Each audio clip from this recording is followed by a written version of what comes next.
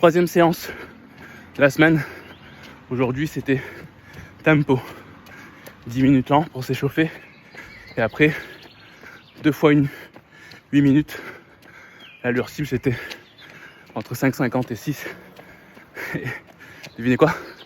Et ben, comme d'hab, pas réussi à tenir l'allure cible.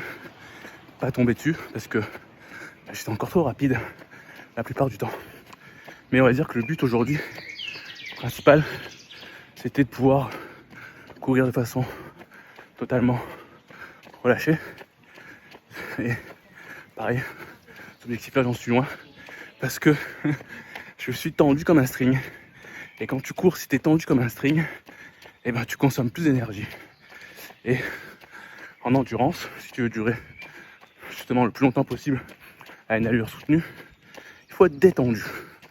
Et là, le but c'était d'avoir les épaules relâchées, principalement parce que j'ai remarqué que c'était là où j'étais principalement le plus tendu. Donc l'exercice, pour pouvoir avoir les épaules totalement détendues, c'est de faire comme si dans les mains, tu avais quelque chose de fragile. Par exemple des chips, ou de faire la technique de la main morte. Et franchement, ben, ça marche. Je sens que je suis plus détendu au niveau des épaules. Donc en fait, quoi que tu fasses, si tu es tendu, en résumé, tu vas consommer beaucoup plus d'énergie.